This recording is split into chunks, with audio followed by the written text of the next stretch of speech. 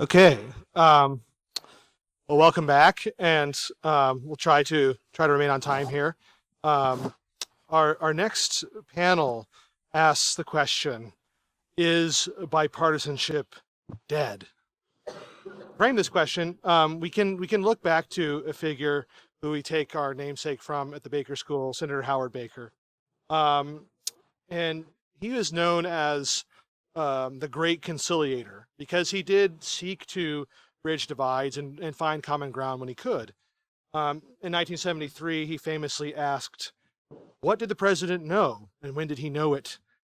A question that put truth over party loyalty. Later, as a Senate Majority Leader, he worked across the aisle to pass the Clean Air Act amendments and secure the Panama Canal treaties, proving that principled collaboration could tackle tough issues. And today, with polarization at a fever pitch and landmark bipartisan deals harder to come by, we ask, does that spirit still have a pulse? So it's my pleasure to introduce the moderator for our next two sessions, Steve Scully, who is a Hall of Fame broadcaster who has been recognized with the Fitzwater Center for Communications Award and named the Washingtonian Capital's top 50 journalists list. He hosts The Briefing with Steve Scully on SiriusXM and contributes to Hill.com. He serves as a senior fellow at the Former Members of Congress Association. And Steve is the former C-SPAN political editor, as well as a former host and producer for its morning call-in show, Washington Journal, Washington Today on C-SPAN Radio, and the weekly C-SPAN's podcast. Scully served on the board of the White House Correspondents Association and remains active with the group. In fact, he'll be mentoring our very own Tennessee broadcast students this summer. Please welcome Steve Scully. Thank you. Thank you very much. And thank you both for being with us. I want to get to your stories in just a moment. My first interview at C-SPAN was with Howard Baker. He was an icon. He had left as the ambassador to Japan, and he would be so proud of what you're doing. And how about these four students? I think we just saw a future U.S. senator, a future governor, and maybe one or two future U.S. presidents. So you all did a terrific job. Thank you very much. I spent some time also at the Bipartisan Policy Center, which was co-founded by Howard Baker. One of the other first interviews I did was with Lamar Alexander, and I learned it was Maryville, not Maryville, so he taught me that. Congressman Flores, welcome. Thank you so much for being with us. Let's begin with you in your biography, your district, and why you entered politics. Sure. Well, I was the congressperson for District 17, which included Waco, Bryan College Station, and part of the far north part of Austin. It's more of a conservative district, except for Austin, which was kind of a big blueberry in the middle of an otherwise red district. Prior to running for Congress, I was in the energy business. I was a CEO of a company, and in June of 2009, the House passed a piece of legislation I thought was really bad, and I thought, what a bunch of idiots. Somebody needs to go up there and teach them how economics works, how the real world works. And so that planted that little seed, and I, after 6 months, I went through a lot of inquiry and decided to run for Congress, and served in Congress for 10 years.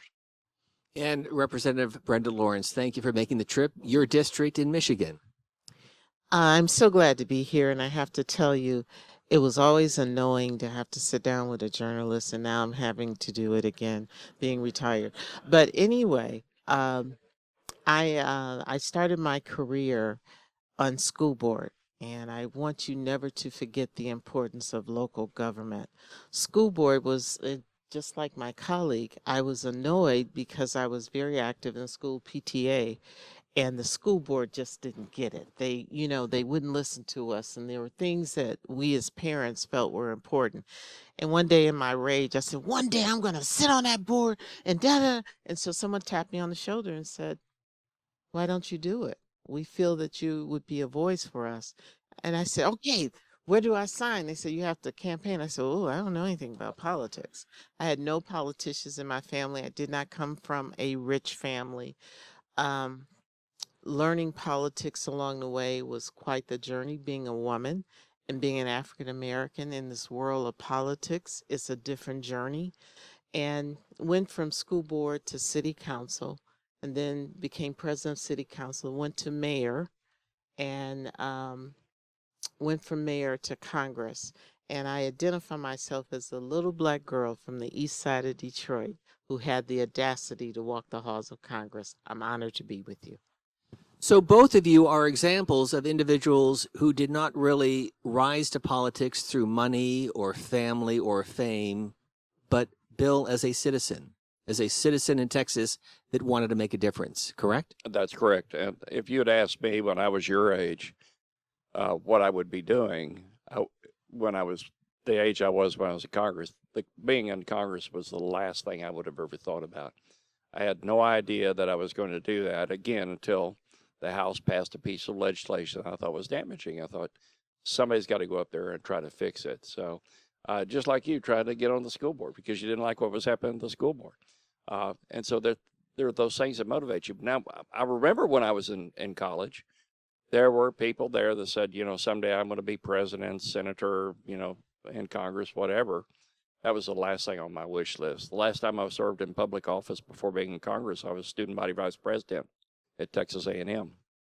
So before we get into the divisions in Congress, Brenda, your advice to the students of the Baker School who may be thinking of a career in public service, what is it? What do you tell them?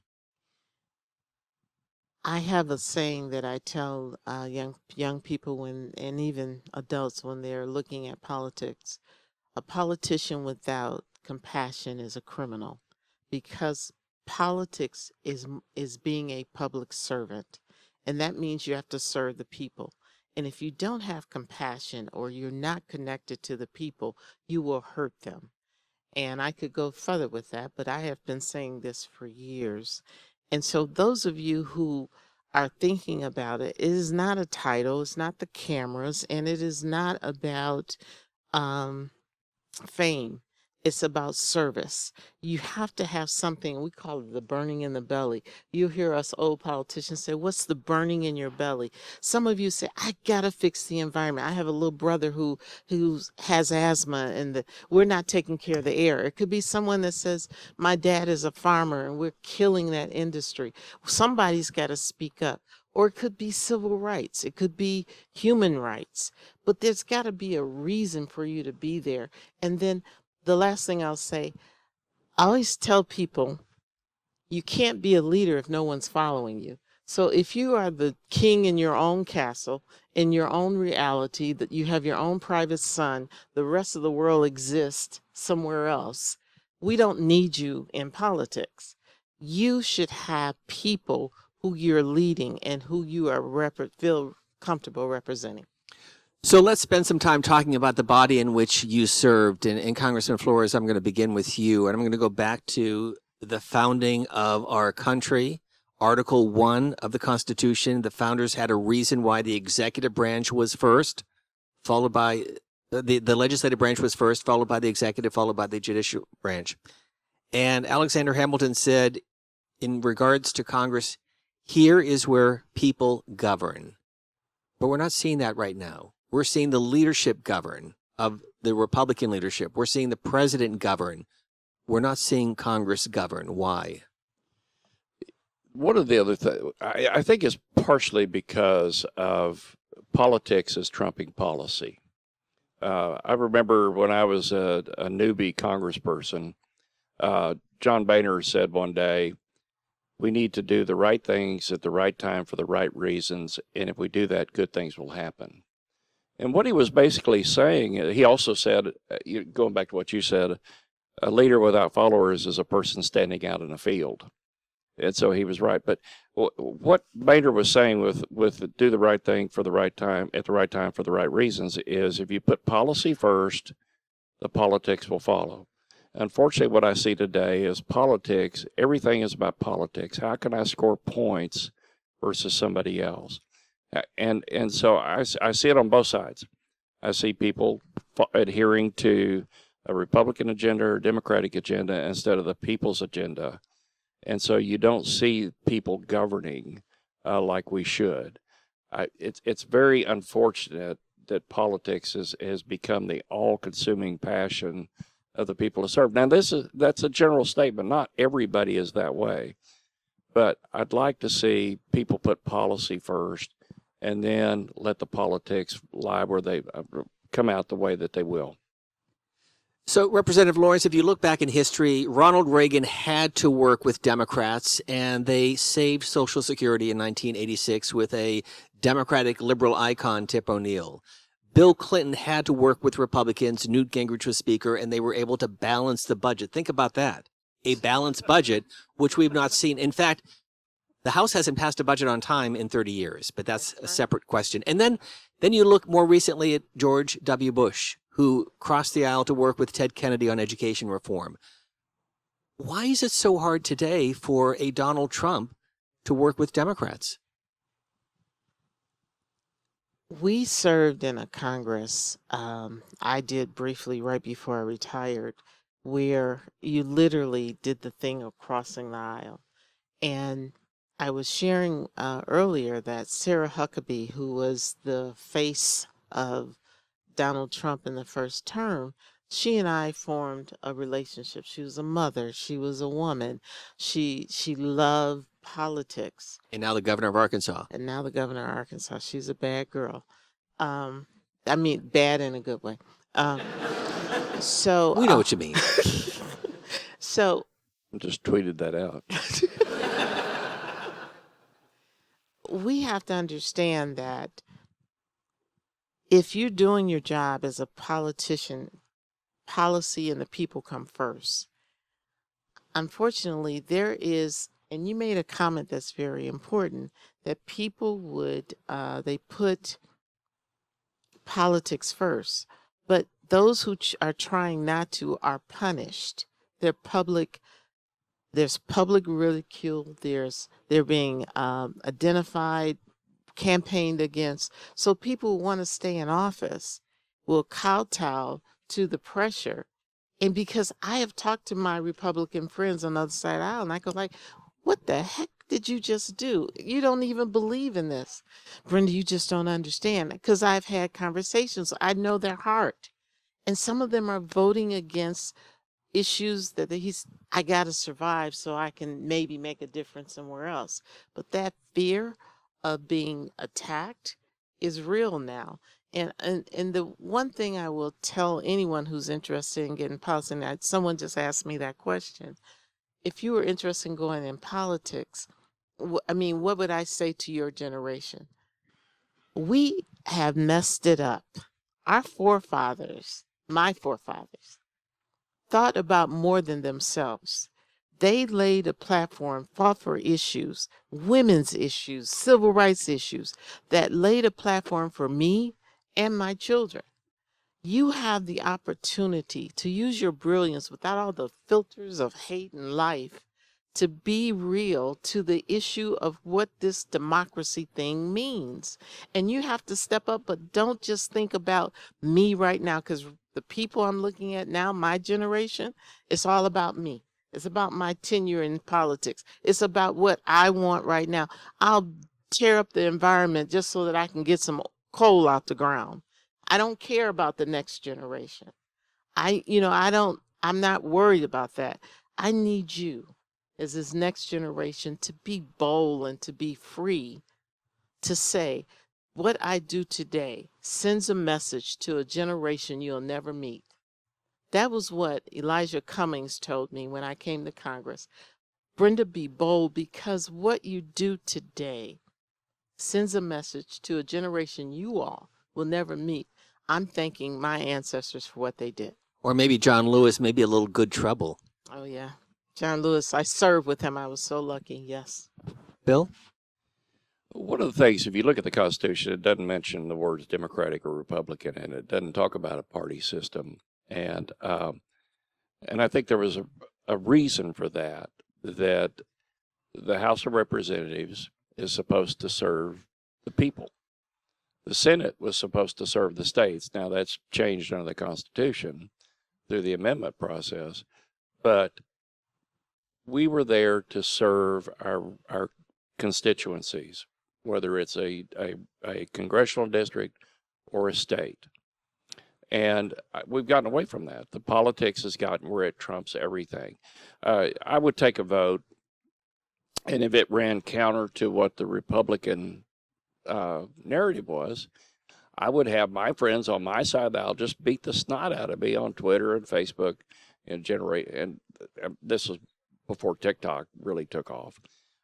And so, those types of things happen to you, and it didn't change my behavior, because if I lost an election, it was okay, because I wanted to do the right thing at the right times for the right reasons. But there are people who are swayed by what happens to them on social media. The student group brought up social media. I think social media has been very damaging to politics. It has been very damaging to civility, which we're going to get into in a little bit. And I think that we need to elect a generation of leaders, and hopefully it's your generation, that is going to come up there and is going to say we have to do the right thing, the right time, for the right reasons, irrespective of where we lean toward the Democratic Party or the Republican Party. So you touched on what I think are the three pillars. So let's take a deeper dive into how we reach this point. And remember, money, districts, and media. So let's talk about money first. In 2024, $11 billion spent on House campaigns alone. If you were running in an open seat today, how much money would you need to raise, roughly? In a congressional seat, somewhere between 15 and 20 million. And how about in Texas, roughly? It would depend on the district, but for an open seat, I'm going to say $5 or $6 million. In my first race, $8 million was spent across the two candidates. But I was challenging a Democrat. And so it turned out, and he was he was an appropriator like Brenda, and he was a very prolific fundraiser. And so that wound up being more expensive. If it hadn't been for his incumbency, if it had been an open seat, it probably would have been a $2 million race instead of an $8 million race. So what are the legacies of Howard Baker? Was creating the FEC and trying to take money out of politics. It worked for a while, but it's like a dike that springs a leak. You plug it up, another leak comes through, and then you had Citizens United. How do we fix, or can we even fix, with free speech, the idea of the enormous amount of money being spent every 2 years for these House races? Are there some answers? Either one of you. You will hear commentary, for those of you who are in journalism, where it is publicly disclosed that a candidate was outspent and they still won. There are some, because of social media, I'm old school, I would say some of our politicians, candidates running now, believe that they can win a race through social media or through TV. And that's where the money comes in. Because if you start talking about TV ads and mailings, you're talking about thousands and thousands of dollars. But the hard street work that you can put in, knocking doors, attending public event, touching the voter, it will result in a win. Everybody doesn't know how to do that, because that takes experience, years of doing it, relationships. And so someone can come in, self-fund. Now that's a real interesting issue, because most of us have to raise our money. You have no idea, when you go into Congress, he knows that little room, they lock you in a room. Dial for dollars. Dial for dollars. I mean, when I say lock you in a room, you go in that room and they count how long you stay in there asking for money. And you're supposed to raise X amount of dollars during that time, or else they'll look at you and say, you know what, you're not effective. You get committees assignments based on how much money you raise for your colleagues. So not only do you have to raise money for you, your colleagues, and the party, and then you get power in your elevation, and you get favor with the leadership. So the money thing, I came in, I won, hard work. I did the street thing. Schoolhouse Rock. Yes. A bill is a bill. A bill is a bill. I was outspent and I still won. But when I got there, I was like, oh my God, how much money do I have to raise? And it doesn't discriminate. It's everybody. You're You're smiling and giving me laughing. PTSD. I remember right after I got elected, I went up with the same feeling you did. Yeah. And they said, oh, by the way, here's your assessment for the NRCC. You need to go raise, I forgot what the number was, $300,000 over the next 2 years. I thought, wow, I just had to raise $3 million for me. Now I got to go raise money for other people. And some of them I don't like. So Did you meet the goal? I always hit the goal. Yeah. Okay, so that's the money part. Let's talk about districts, because as you know, there has to be an incentive for a Republican to cross the aisle and work with a Democrat and vice versa. Otherwise, you're called a rhino. And you have to be more worried about a primary challenge if you're in a district that is drawn up to benefit Democrats or Republicans. How do we create, and this is a state issue, more districts that are purple that then give that elected official the incentive to say, you know what, I might be challenged in a general election. I don't have to be worried about a primary because I represent a district that includes Democrats and Republicans. Bill Flores, let's start with you. I think there are different ways to look at how to do this. I mean, one has been called ranked choice voting. I don't know that I agree with that or not. But in ranked choice voting, you tend to, the extremists on either side tend to be lost to the middle. And so you wind up with candidates that are a little less extreme to the left or the right. I don't know if ranked choice voting is the right way to do it, but that is one of the options that's being discussed. Another way is to go to a commission to draw districts instead of having the state legislatures draw a district. Iowa does it that way. What's that? Iowa does it that way. And so California, I think, has And Michigan. a commission. I don't know that that's the right solution either, but let me say this. I agree that there's a problem, and I agree that we need to find a solution. Those are two solutions that are on the table. I don't know if either of them really works yet or not. I tell you, if I were to go back to Texas and say we ought to have a commission to draw the districts, I'd be drawn and quartered. And, we do need to find something, to find a way to get people to work in the middle. I remember going to one town hall meeting, and I'm sorry, I'm going to go off on a tangent here for a minute. And the subject, it was when immigration was a really hot issue in the summer of 2016, because we had a couple of senators that were running around the country stirring everybody up about immigration.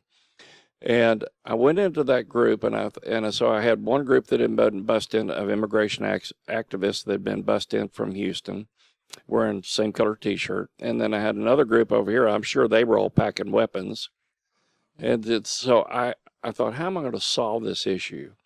So I went in and I held my voting card up, and I said, this voting card belongs to you. You've given it to me to represent you. So let's talk about immigration. Let's break it down into policy options. And I said, with respect to those people that are here illegally, here's an option 1, here's option 2, option 3. This voting card belongs to you. Vote. And what was really interesting is that the audience voted for what I'd call a middle ground solution. About 80% of the audience did. That quieted down the extremists on both sides. And so if we need to find a similar solution to find the people that are actually going to be on the general ballot so that you get rid of the extremists on either side. I don't know how to do that yet, but that's got to be done. I want to get your view in just a moment, but can we stay in Texas for just a moment? Because I find it fascinating that you have a Republican conservative senator who is very supportive of Donald Trump. I would call him a Chamber of Commerce, Reagan, Bush, Trump conservative being challenged by the state attorney general, Ken Paxton. What does that tell you about the Republican Party in Texas and perhaps nationally? And I'm talking John Cornyn, by the way, the senator who's the incumbent. John Cornyn is a statesman. Look, I think we need statesmen and stateswomen in Congress is what we need. The person I thought that had the biggest impact on me is when I was thinking about running for office was George H.W. Bush, because I consider him to be sort of the last true statesman type of president. Everybody else became more partisan one way or the other, I think. Very much in the Howard Baker School. What's that? Very much in the Howard Baker School. More the Howard Baker School. And so Cornyn is he's got a perfectly fine voting record, but if you look at the rubric by which we as Republicans judge ourselves today, he is not conservative enough. And so I think that's a shame because he is a first-class senator. He's represented the state well. And I hate to see the extremism creep into the party structure on either side of the aisle. But that looks like that's what's going to happen. If we have a different primary system, maybe that would change. The ranked choice voting, maybe. I don't know. And a lot of money will be spent if that. What's that? A lot of money in the primary in Texas. In that race. Lot of money in primaries. I mean, I would have guessed that the primary for the Senate race is going to be over $100 million. $100 million for a primary. Let's go back to the idea of redistricting. So I want to take a slightly different angle. And I hope you heard the scenario that he was in the town hall meeting where he had two opposing views slapping him in the face. He represents all of them. But he cared enough to listen, and he cared enough to appeal to their common good and to want to represent their voices. That, to me, in redistricting, where we put this is a red district. You hear that all the time. So if it's a red district, all I do is throw red meat. Or this is a blue district. So all I'm going to do is talk about liberal social issues and the heck with the other people who are sitting there. To me, how we're going to move this country forward, I want to use the example like he used about immigration. That's the issue of choice. So I'm in a town hall and we're debating, as you know, across the country, women's rights. And a woman challenged me who was very pro, and forgive me, but my belief will show she was anti-choice. I don't think it's pro-life. I think it's anti-choice. So she was just ripping me, because I'm on the record. And I told her, I said, I really appreciate your belief. I said, I am a mother of two, never had an abortion, had healthy children. My husband and I decided to have these children. I said, but if I was ever a victim of rape, or my child or some young girl was the victim of incest, if I had to look my husband in the eye and my doctor, and he said, if I have this baby, that I'm going to die, that I have a choice between my own consciousness and my belief in God to make a decision. I said, but I want to tell you the reason why I'm so pro-choice is because you, as a woman, will have the right to make a choice to have any baby, regardless of how it's conceived, based on who you are. I would never try to take that away from you, no more than I would take away from another woman in a different situation and a different belief. And she actually paused and looked at me, and she just walked away from the mic because I wasn't trying to destroy her. I was in my belief, and I still stand by that, is that a woman should have a choice. Yes, you should not, and for the record, it's a lie. You cannot have an abortion at 8 months. That's not an abortion. But you should have, yes, there should be a period of time that medically it is there. I had a woman confront me and said, I was born from a rape. How dare you say that if a woman is raped, she should get an abortion? I said, I'm so glad you're here. But the woman who was raped has a choice to make for her. And I will fight for that to the end. I'm so glad you're here. But that's when you start talking about these districts and it's a red district, it's a blue district. And then politicians, not public servants, try to just lean over to one side and ignore the other voice is the problem we have now in America. You want to respond? I represented a very red district, and I'm a very conservative person. But at the end of the day, I had to represent the people that lived in my district. And what I used to do from time to time is I'd hold my voting card, particularly if was at a town hall and, one side or the other was harassing me about something, I would hold my voting card up and say, when I put this card in the slot for you, I've got two choices. I have yes and I have no. I don't have perfect.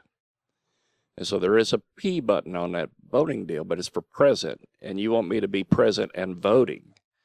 And so I would walk the audience through the outcomes of a yes vote and the outcomes of a no vote and said, now think about that. How would you have voted? Because you can't have perfect.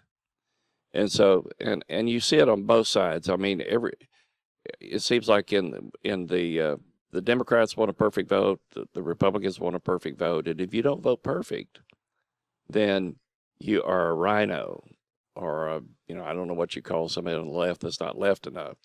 But anyway, but you're a rhino. We call them Bernie Sanders. What's that? I think they're called Bernie Sanders. Yeah, there you go. And so I would remind everybody. I mean, for instance, if I was getting beat up about an appropriations bill because it allegedly funded Planned Parenthood, I'd say, well, first of all, it doesn't fund Planned Parenthood. And secondly, there are amendments in the Constitution that prevent using taxpayer dollars for abortion. But I would walk them through and say, how many of you want to vote to fund the military? And the audience would all hold their hand up. How many of you want to vote to fund the Border Patrol? And they'd hold their hand up. But I would go through sort of point by point and say, okay, so but now you're screaming at me. Tell me you want me to vote against that bill because you've heard from some commentator or you read on a tweet that it funded X, Y, or Z, which it didn't. And I would usually take the bill with me, all 2,000 pages of them, and plop them down and say, go ahead and search through here and find out what you're trying to find because it ain't in there. And so that's one of the challenges I think we have in politics today is that you don't have elected officials who will do what Jorge was talking about before, which is my favorite phrase, God gave me 2 ears and 1 mouth. I need to respect that ratio.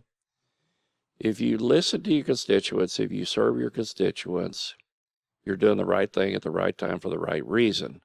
It may not be what's politically expedient, but all you have to do is sit down and have a dialogue. That's one of the things we don't do. We scream at each other. We talk past each other. We don't sit down and have a dialogue today. Like that first panel did. That was a great panel.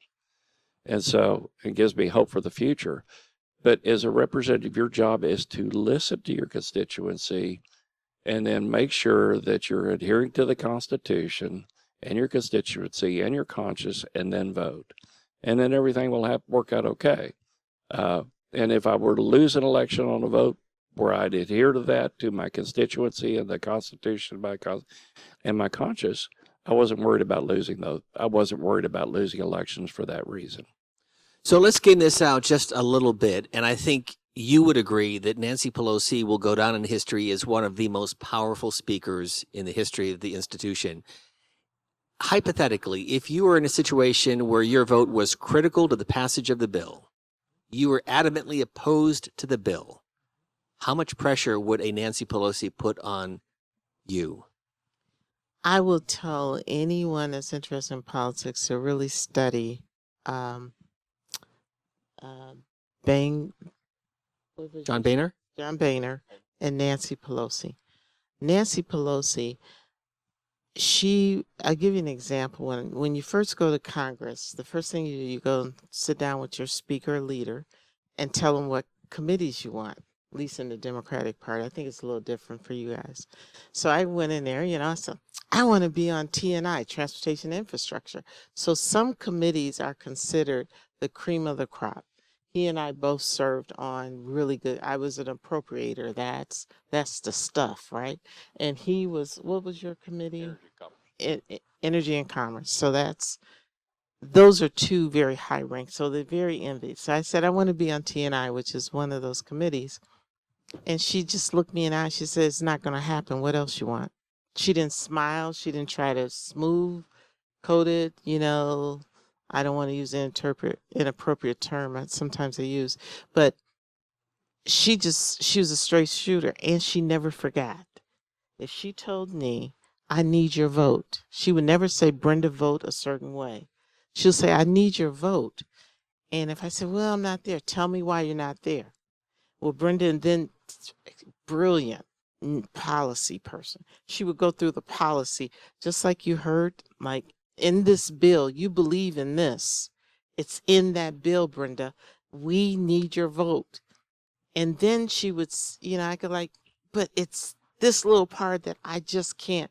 The Republicans threw this in there and it's wrong, because that's what you all think is crazy to see it. You should be on the floor with us. The Republicans will say, you want this crap, then you got to put this in there. And it's something that just like cut you like as a Democrat. Oh, no, no, no. But you have, and Nancy had a term she would use often with us. You live to fight another day. So they may say, we want $1 trillion for border control, patrol for immigration. And we're trying to pass a bill on education. It has nothing to do with either one of them. But if I don't get this education bill passed, I know the harm that's going to happen and how many children we're not going to educate. And so you vote yes. Not all the time. And I'll just give one quick Sure. example. So you all need to know that when you have a low credit score, when you go in Michigan, well, in the country, when you go to buy a car, they'll give you a car, but they'll give you a higher interest rate. Y'all know about that? Okay. So minorities and poor people are mostly impacted by it. And the woman issue, like so many women, their credit score is based on a divorce or things that are happening. So I'm adamant that I want to get rid of that. You cannot charge a different interest rate based on a person's situation. So the minority dealers called me and said, if you eliminate this, poor people will not have a car. And in Michigan, we don't have mass transit and all those things. If you don't have a car, you can't work. She said, so do you really want to take away my ability to give this person a car? Because if you take that vote, I voted against my caucus. And they were saying, what's wrong with you? I said, I'd rather have, because I had a man who walked 20 miles a day back, up and back from work because he didn't have a car in Michigan. And I said, wait a minute, this doesn't make sense.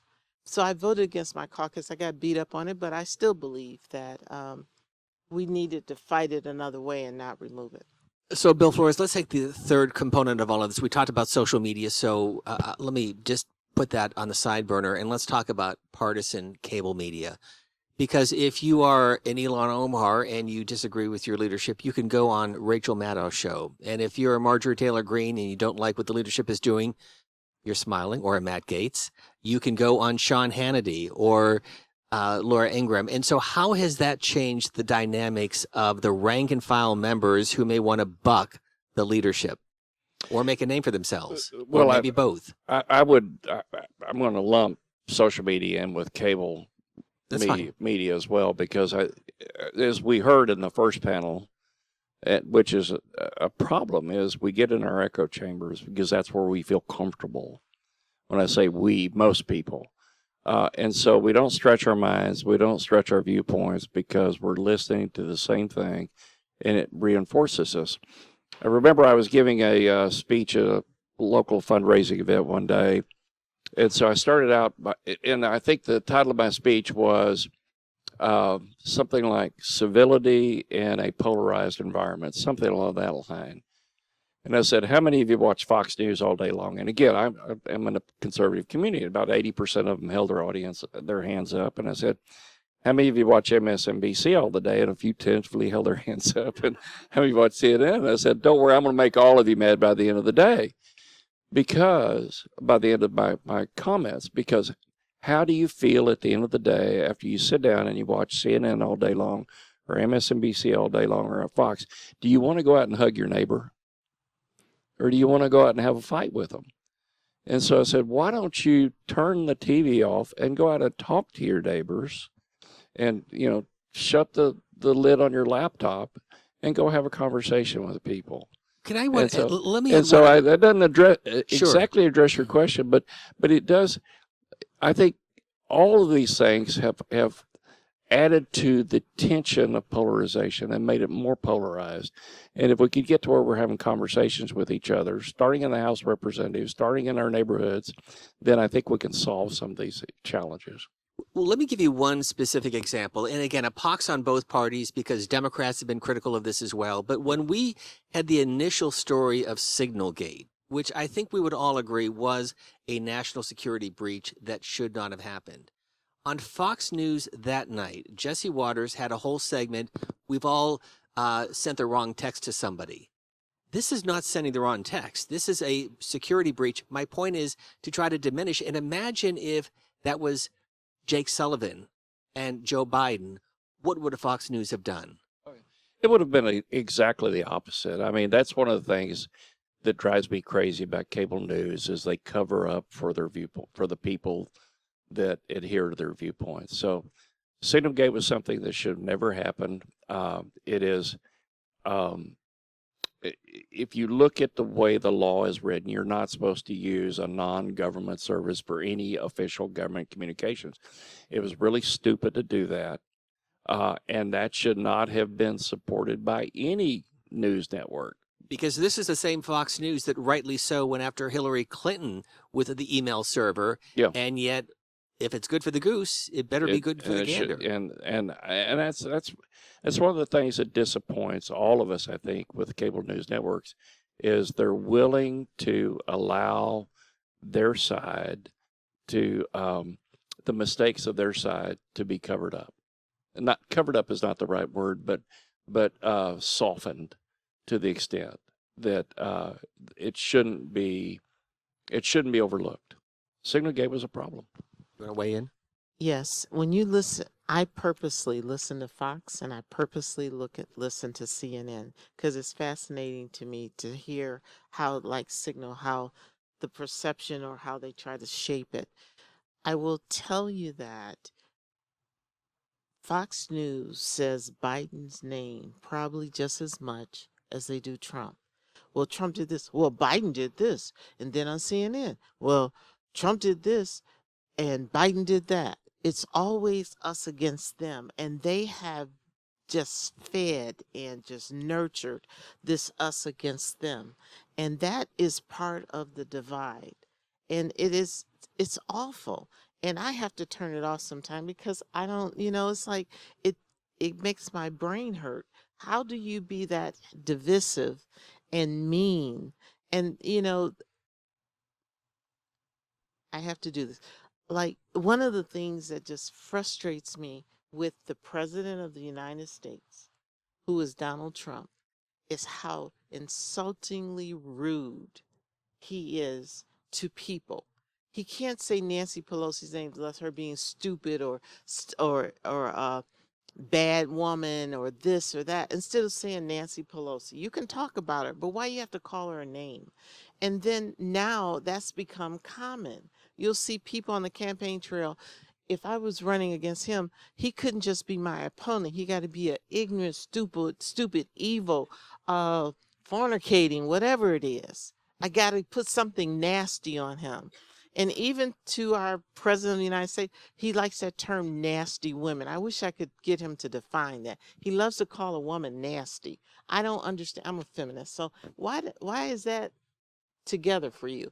But the reality is that we cannot allow these people, and that thing 5 on Fox News. The 5. Oh my goodness. Turn it off. Just turn it off. You want to say something? I was going to talk about The View. So. Oh, yeah. No, you're right. I mean, it's on both sides. Let me say this. I mean, you got Jasmine Crockett, new rep from Texas, is talking about the governor I love, Greg Abbott, called him, Hot Wheels. Yeah, because he's in a wheelchair. I mean, I'm gonna do the TV thing, but what about Donald Trump? Yeah. So anyway, making fun of special needs. Anyway, so that's the challenge. Is I don't watch cable news because I don't feel good at the end of the day after I've watched it. And so I go, I'm pretty busy in my next career. And so I stay busy doing that stuff and I read and I found that I'm more informed and B, I'm less emotional and see, I tend to look at the policies of things instead of the politics. It's all too common to hear people, cussing each other out now on TV on both sides of the aisle. Think it's okay to start using expletives in their conversations and TV interviews. And that just drives me nuts because it's unbecoming of the people who are supposed to be serving their constituency and the Constitution. And so we've got to find a way to get the civility back. I like the way the first panel talked today about how they're able to have civil discourse on their campuses. And I'm hoping that somehow that grows and becomes that kernel that spreads across the country. Because I will tell you, I think most Americans are sick of what they see coming out of Washington today. Mm-hmm. And once we get to that point where we're sick enough about it, when we have that significant emotional event, say, okay, enough is enough. We need to start moving forward.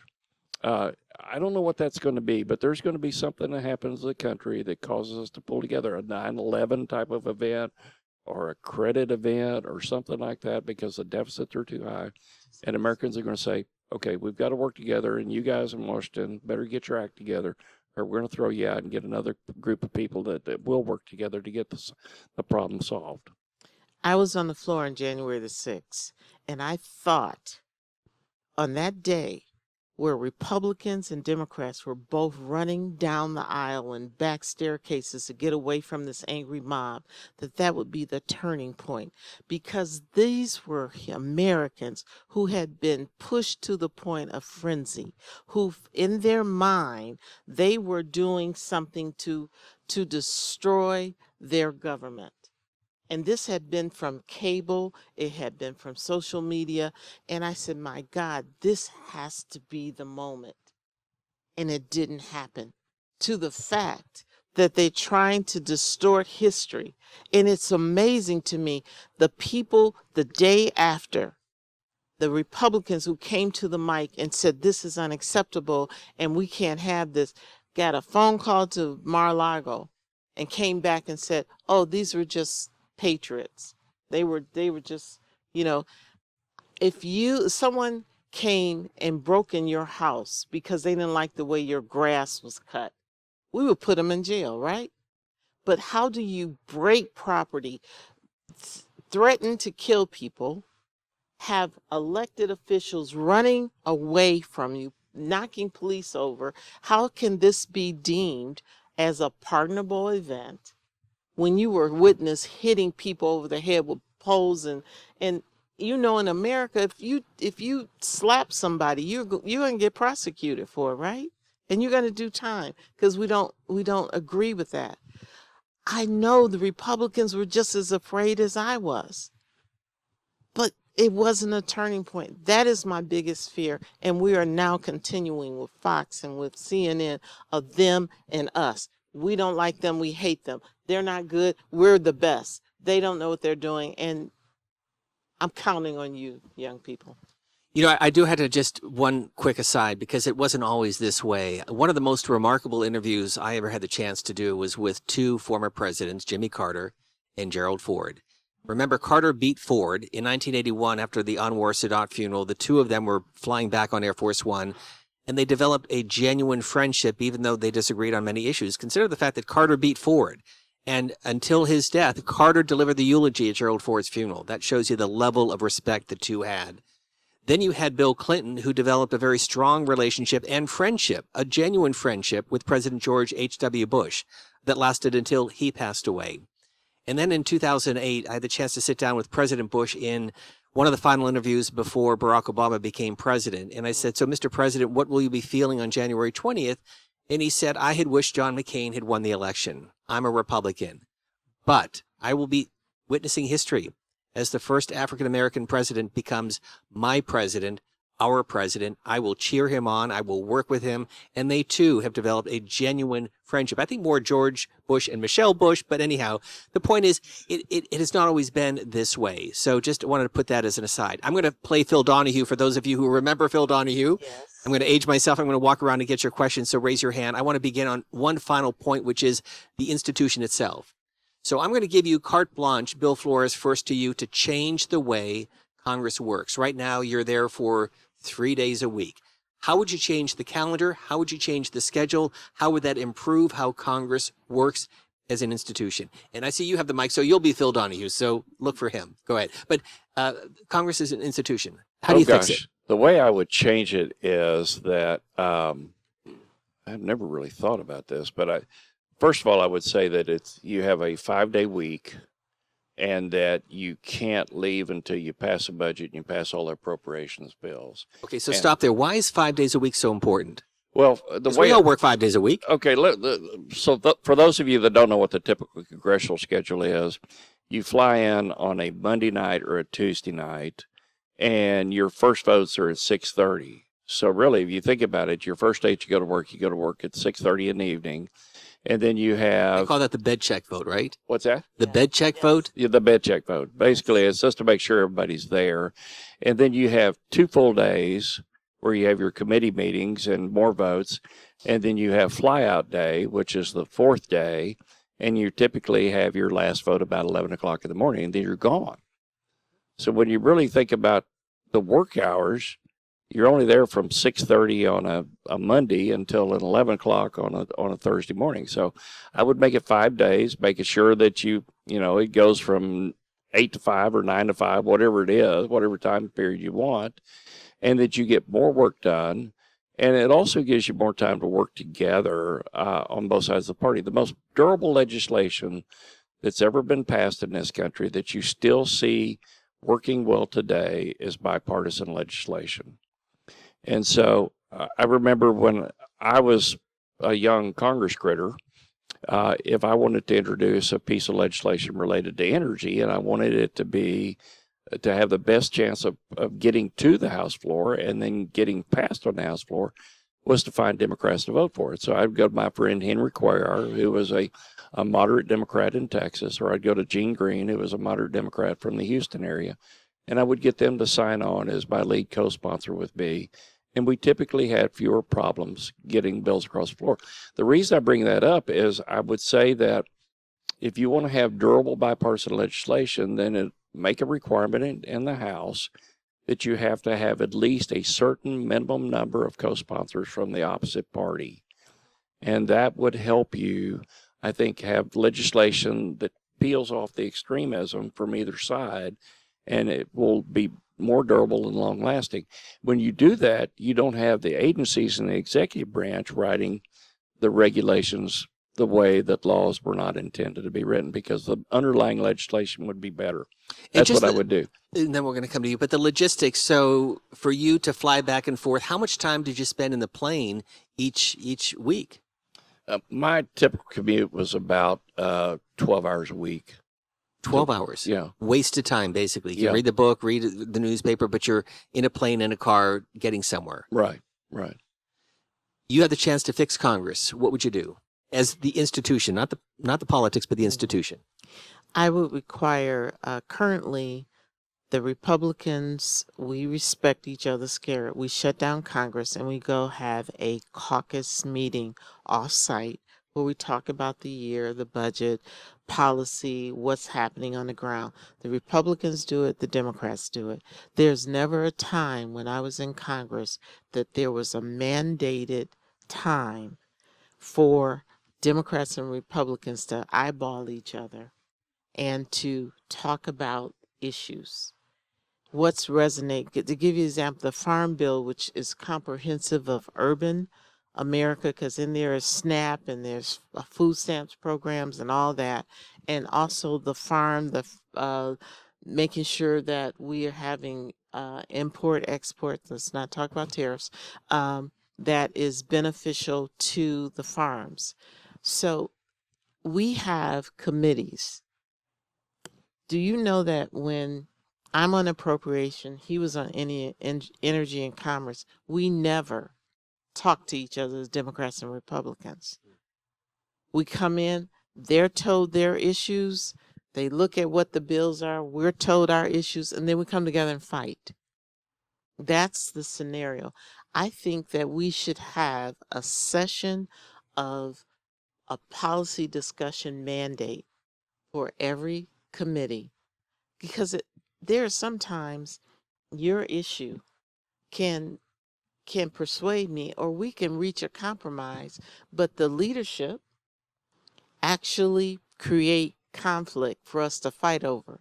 And you're told, he's going to bring up food stamps, and he wants to cut food stamps. So here's your talking points. You go and you kick his butt. Where do you stand taking away food stamps? You say you grew up poor. You better be glad, or you grew up rich. Say you have a silver spoon in your mouth. You never had to worry about food. How dare you? I get my talking. We are programmed to fight. I think it should be mandated, eyeball to eyeball, Republicans and Democrats in Congress. This is fascinating. By the way, what is your name, sir? Julian. Julian's going to walk around, so just raise your hand with questions, and a lot of them. I have a final point for you, Bill Flores. How do you, go ahead, you can do it next to Mike, real quickly. How do we get back to regular order where committees do their diligence in the House? I think if we'd set the calendar where you don't leave until you accomplish the items that have to be done, passing a budget, passing appropriations bills, that's what I would do, is just change the calendar where you don't leave until it's done. Another bill that Get your homework done. Yeah, get your homework done. Another bill that we passed that I thought was pretty good, which never went anywhere, was called No Budget, No Pay. So as a member of Congress, if Congress doesn't pass a budget and pass the appropriations bills, then it doesn't get paid. That would be a remarkable accomplishment. I introduced a bill called Reconnecting Congress with America, where I basically said congressional pay is lowered to the extent that the deficit goes up. So if deficit exceeded a certain amount of GDP, congressional salaries would be cut by 10%. If it was higher by another amount, it'd be cut by 20%, something like that. We need to do something so that people in Congress start remembering what the impact of the policies they're doing on the folks back home, because they're the bosses. But I think all too often the bosses are ignored.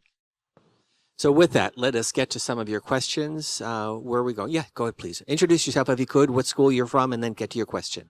Hi, my name is Wade Matthews. I'm from Maryville College. The question I was going to ask was, how do you mitigate frustration and exhaustion getting in the way of civility in politics and activism and policy in general? Wade, that's a great question. I think that one of the things I learned early on when I was campaigning, when people were throwing rocks at me, I'm talking about verbal rocks, is that I can't control what other people do. I can only control my response to them. And so I learned early on, swallow hard, listen, count to 100, 1,000, 10,000, whatever it takes, to not say something that's going to be one of those viral moments that gets recorded and posted on social media. And so I think if we could get people to start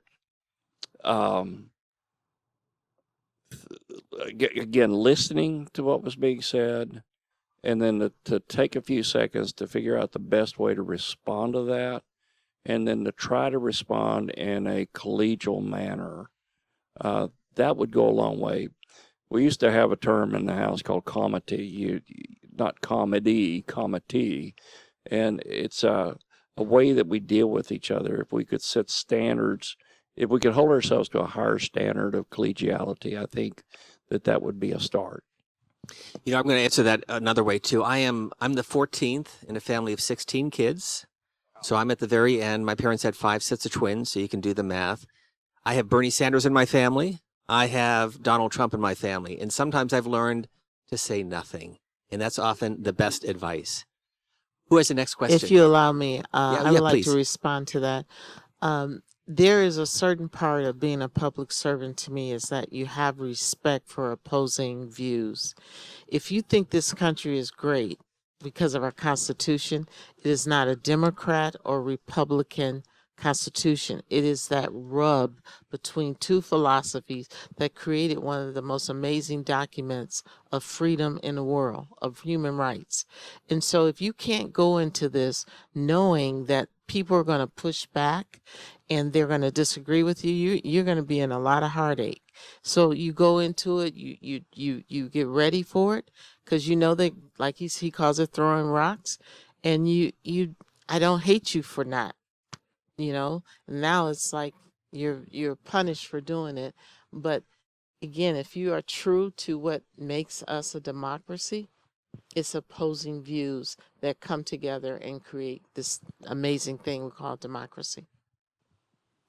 Thank you, by the way, for handing me your mic. My name's Bella. I'm from UT Chattanooga. Thank you both for being here. My question is sort of institutional also, and it's about something I've been learning as I've been going through school at UT Chattanooga. So I took an amazing course called Democracy in America, or Repairing American Democracy. In this course, one fundamental thing we learned that really stuck with me is how our institution, to be healthy, sort of requires that we believe our fellow person is as capable of governing as we are. And that's something I always try to remember and stick with me. And because of that requirement for a healthy democracy, do you see the strength of our democracy as correlating or even causationally related to strengthening civility? If strengthening one will strengthen the other. I think the strength in our democracy is if we keep the three separate legs of our government. I tell my Republican friends now, our democracy doesn't work when you're not a Republican party. You're not a mega party. The president is mega, but you are a Republican party. And I used to could count, being a bleeding heart liberal, that a Republican was going to tap me on the shoulder and say, that crap ain't going to fly. You need to stop. You're spending too much money. And I mean, it was good to know that there was reins there. And my Republican Party has almost disappeared. I'm a Democrat, and I need Republicans to care enough about this country to say when someone is pushing too far that as a democracy, we can't, and then to stand up to the executive branch. That's why we have a Congress and a Senate, to check the executive branch. The executive branch has what you call that when he overrides us? Veto Vetoes. power. He has veto power. One day she, but the office has veto power, and it is important that we stand up for that. And my fear is that the newly elected members of Congress are not coming in to stand up and hold up that part of our democracy. Another question. Yes, over here. Hi there. Thank you to all three. This is working? Okay. Thank you to all three for coming to speak with us. I'm Jorge Avila. I'm a student at MTSU. And you mentioned Citizens United briefly on this panel, and I wanted to kind of highlight it just a little bit. But basically what it did is it allowed corporations and unions to unlimited expenditures on independent expenditures for campaigns. So when we talk about that, when we talk about democracy, it relies on the idea of popular sovereignty rather than the will of the few, rich and powerful. And so when you see Citizens United take into effect and more money, big money, as you were talking about the numbers earlier, affecting our politics and affecting the way we run our campaigns, maybe a little bit more ad hominem attacks. And because of the same thing, Citizens United, it relied on freedom of speech by corporations. And so you have this tussle of, is that reasoning worth it when you have rising polarization as the effects of more money up in campaigns, and as you spoke, the fear of congressmen and going against the major parties and what that would affect in future campaigns. So I wanted your opinions on that. Hey, before you answer that, I want to ask, can I keep the microphone? I want to ask you a question. Does that make you more fearful or more determined to potentially run for office someday? Bit of both, honestly. There's definitely that. Honestly, if I were to answer that candidly, a little bit more fearful, because it's turned into less of the John McCain Obama type dialogues and more of the Obama Hillary Clinton, Trump Hillary Clinton type dialogues, and it's definitely it's turned into a battle from what I see on the national stage. And so yeah, I'm definitely interested in hearing if you think more money in politics has resulted in that, or at least partly so, because from my vantage point, I think it has. And I think a lot of people have that sentiment of there's more money. Is the will of the people still there, or are we just interested in who's funding us? Well, I hope you do run. We have the Tennessee Attorney General here, a public servant. We have Nadine Strawson here, who is very vocal on so many important issues, and we need your voice in the arena. But either of you? In my view, in a perfect world, the only campaign money would be that could be spent is what the candidate raised, okay, and subject to individual limits in terms of the inbound contributions. So, I don't know what the limit is for federal office now. I think like $3,000 per person per race is what is the maximum you can raise.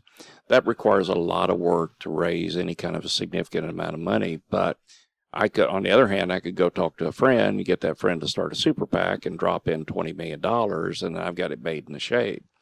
And so we've got to find a way. I know why Citizens United was passed. I don't think it has helped our politics. I mean, it was done to adhere to the First Amendment. But in a perfect world, I think that there's a way to protect free speech, but then to say that the only money that can be spent on a candidate's race is what the candidate raises themselves, and maybe what the parties raise. But other than that, no other special interest money, I think, should be spent. And I think it would stop that, because I remember I had special interests that were spending money against me. I never knew who they were, what they were saying.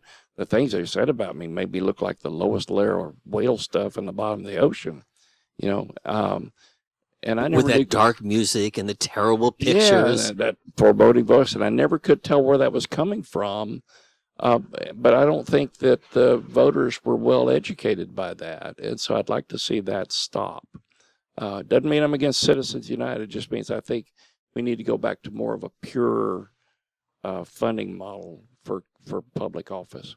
So for you, it's like a 2 or 3 point front war, because you have super PACs, you have the other opponent and the other party. Mm-hmm. I want you to witness bipartisanship right now. I agree with him. I truly believe that every person who wants to run for office should be held responsible to raise their own money, and that there is a cap. There's absolutely no way we should be raising $1 billion for a presidential election, or $50 million for a congressional seat. Because you know what it's doing? It's eliminating the person who could be the greatest public servant. Because if I'm living in rural America and my circle of friends is 300 people in my neighborhood, how in the heck could I win a congressional seat? And I've got to work every day, so I haven't built that network. But that person could really make a difference. And so I agree. But I also think, in addition to raising, there should be a limit. Because the way it's going now, $1 billion is what we spent on our last presidential election. And you got this On each side. On each side. And you have a man now with a chainsaw talking about cutting out jobs and eliminating people's employment to save money. Who's that? I'm sorry, I'm just kidding. Somebody in the back. Let's get a question from the back. Yes, right over there. Please stand up and we'll get a mic to you. Thank you very much. These questions are terrific, by the way. Jorge, you better run. Hi, thank you so much for speaking today. My name is Reagan and I go to UTK. My question is mainly for Ms. Lawrence. I just kind of had a question about some of the struggles of being a Democratic woman working in a mainly male Republican field, especially currently. And I just was kind of curious about your experience with that, and maybe any advice you had for women trying to get into politics. Thank you. So I mentor women all the time to go into politics. There's some hurdles that women inherently, at least for my generation, I was raised never to ask for money. I was raised never to talk about myself, promote myself, let other people compliment you. And it's a cultural change for us as women. First of all, I have to be able to walk up to someone and say, I'm great. You need to vote for me. You know why you need to vote for me? Because I'm this and I'm that, and I've done this. And then I need to say, and by the way, can you write me a check? I needed to be able to do that. That's not normal for women. And the other part of that, I tell everyone, because I'm a double minority, don't wear your being a woman as your label. Your label is you're a capable human being that's going to change the world. And let other folks have their issues with it. If you don't like me because I'm a woman, eat dust, because I'm moving. And, you have to confront it. It's real. I mean, there's some old guys that will still call you honey baby. And you just have to tell them my name is. And if you need to see my birth certificate to verify that, call me by my name. I'm not mad at you, but stop doing that. And, we confront things like this all the time. But make sure you know how powerful your voice is, because women inherently think about more than just themselves. So women typically are the sponsors of bills that's going to take care of children, that's going to look at the community, that's going to look at those who don't have a voice. It's something inherently about it. And don't walk away from that. Sometimes men feel the same way, but because I am a man, they don't bring it forward. But if you do, they'll tap you on the shoulder. I agree with you on that. And a lot of times in Congress, you'll find people believe in things, but they're just kind of reluctant because it doesn't feel right. Like, I had a Republican who was raised and his mother was on food stamps. He wouldn't dare bring forth a bill to protect food stamps. But when the bill's brought forth, he secretly said, I support it. So. Did you want to respond? No, there's not much I can add to that. So. Another question. Yes, right up front, Pierce. Future journalist. He is the Carter Holland Scholarship recipient from the White House Correspondents Association, and keep an eye on this guy. Stand up. Go ahead, Pierce. Well, yeah, you've already introduced me pretty well, but I'm Pierce Gentry. I'm a journalism student at the University of Tennessee, Knoxville. I had a question for you about journalists and how you interact with them. Obviously, no one loves to talk to a journalist, especially if they're in politics. It's kind of an annoying part of your job. But here recently, sort of a troubling trend that I've noticed, from my point of view, is politicians sort of cutting off access to certain journalists based off of how they write or how they write about the politicians. If they maybe point out something negative that they've done, well, I'm just not going to talk to you anymore. This is sort of a troubling trend in politics right now.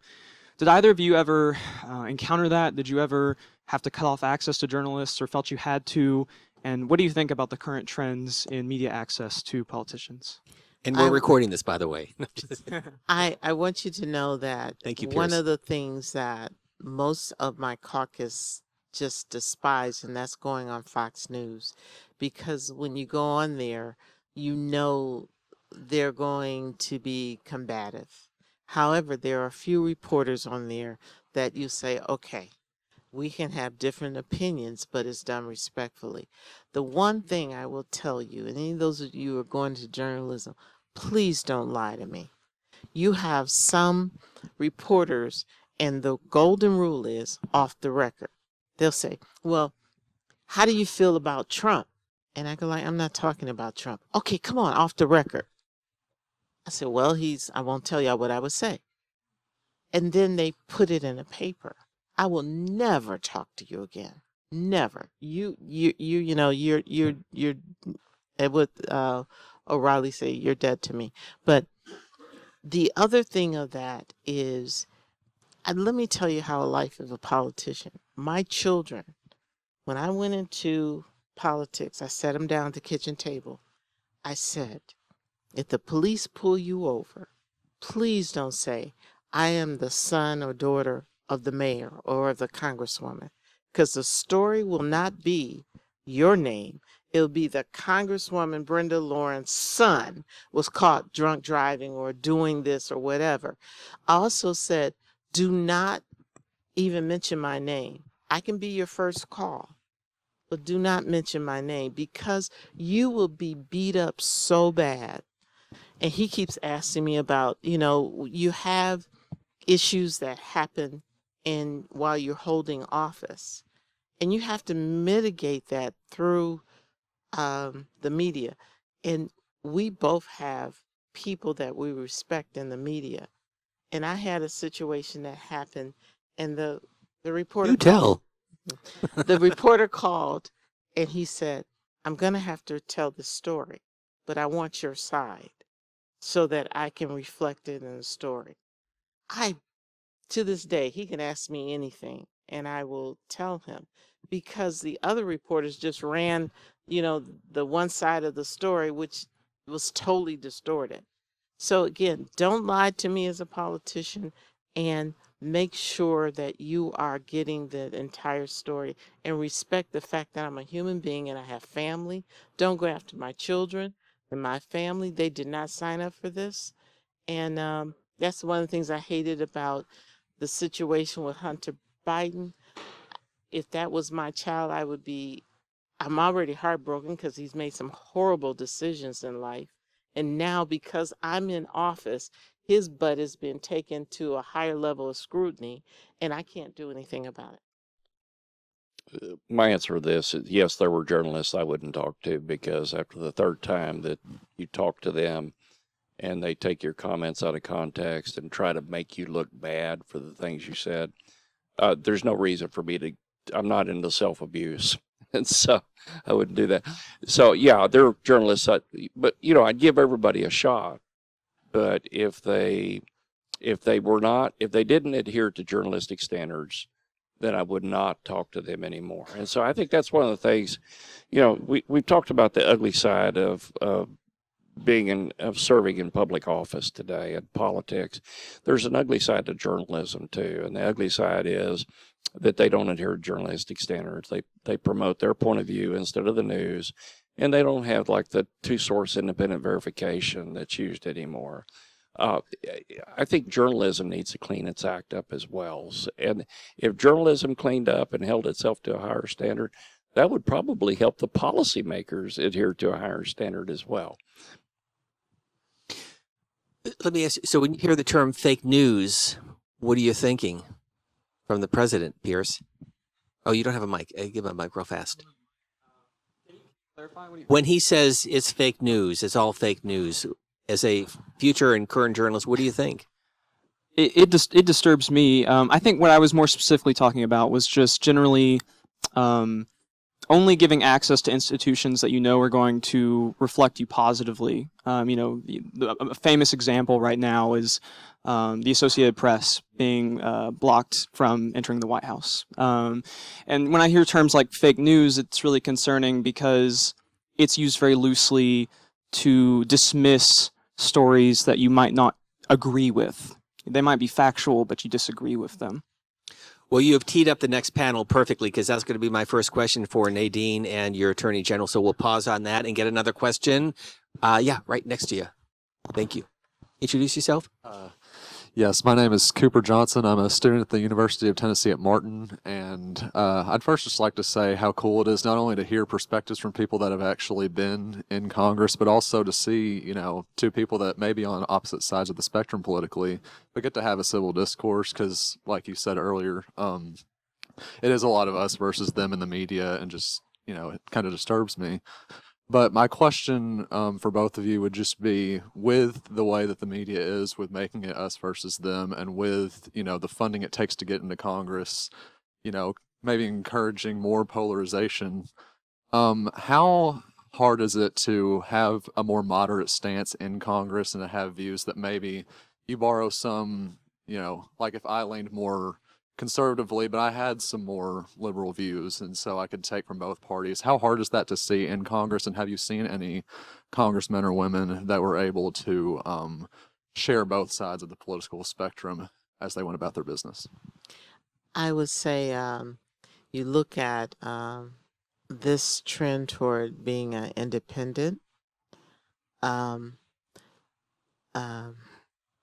We have seen, especially in the Senate, people who vote on both sides more so than Congress. And there's a consequence. And a lot of politicians aren't strong enough to take it.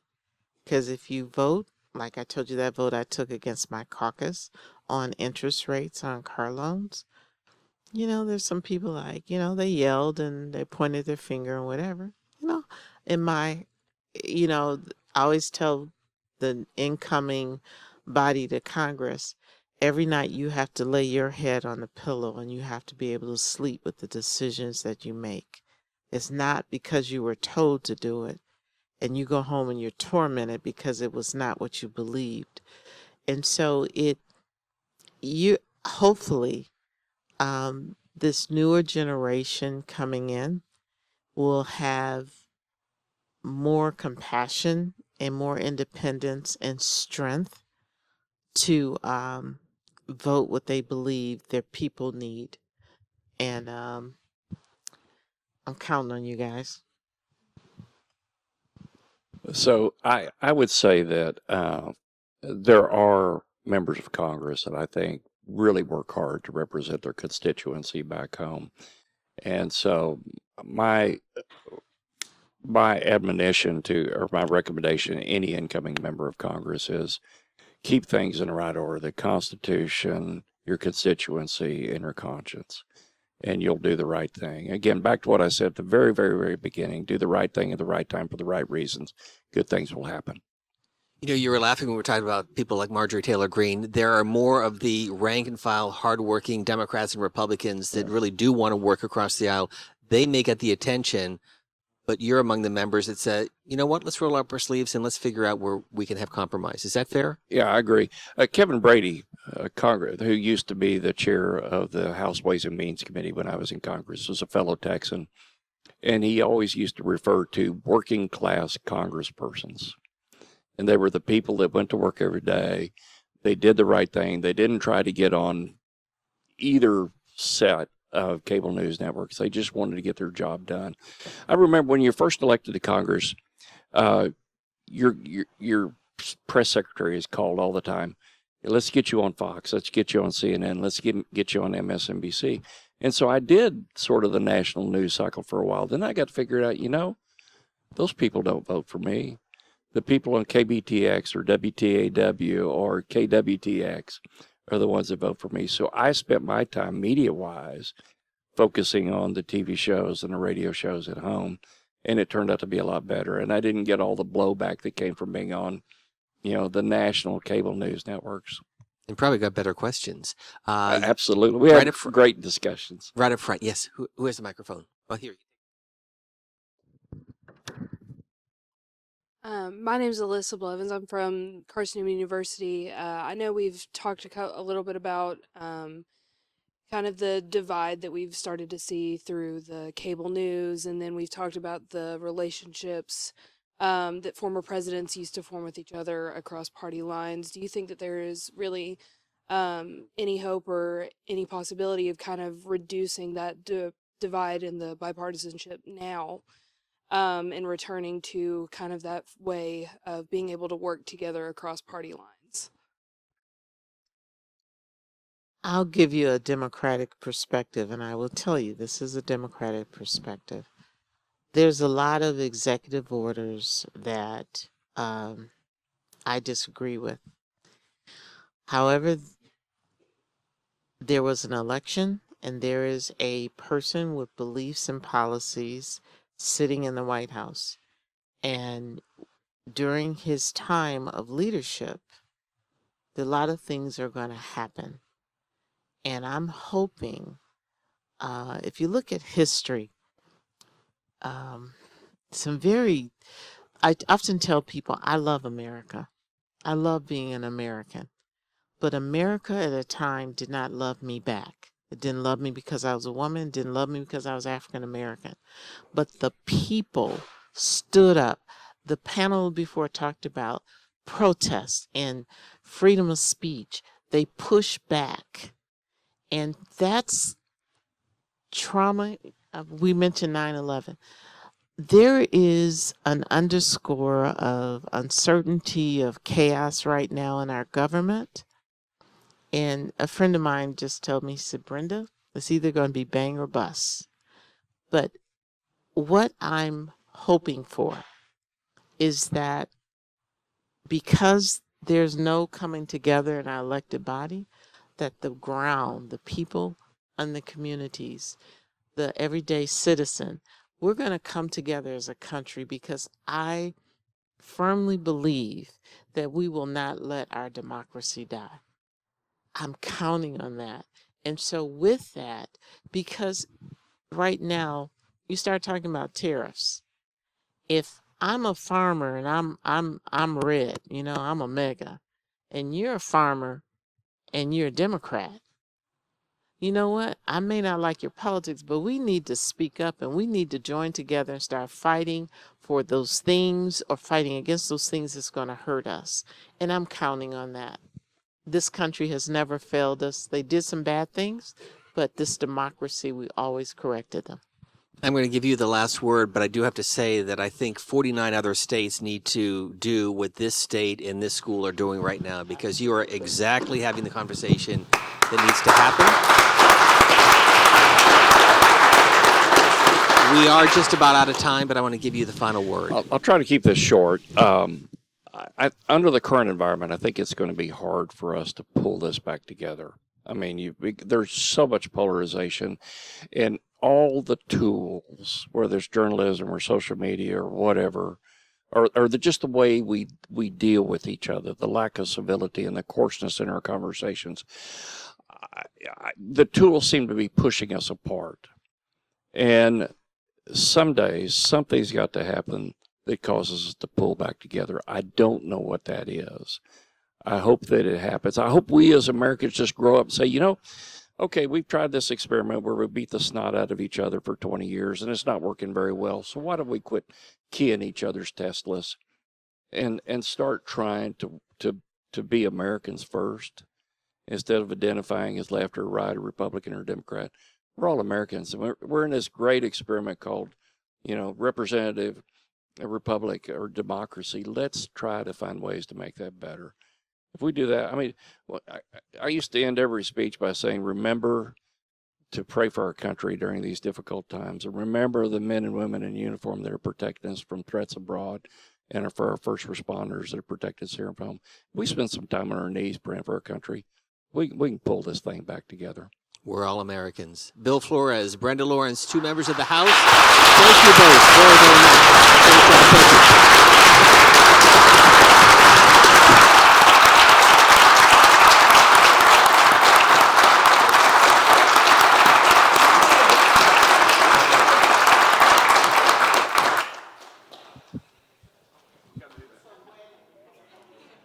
Protecting us from threats abroad, and for our first responders that protect us. Oh, just that? Oh, okay.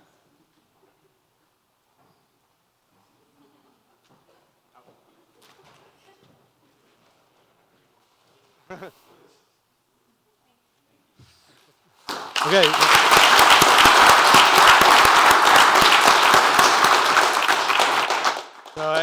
I think that was an excellent panel. So many great ideas about how to address polarization, how to find ways to work together.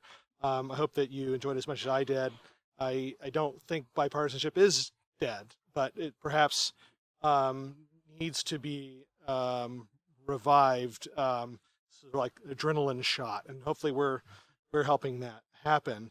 I think it's up to us as citizens, as voters, as students, thinkers, members of our families, to try to do the sorts of things that could revive this.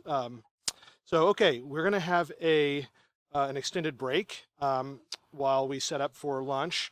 The buffet lunch will be ready, open up at about 12:15. So you have some free time here to get a coffee, hang out, talk. We'll reconvene our programming for our next panel at 1 o'clock. So lunch at 12:15, panel at 1. Have some free time.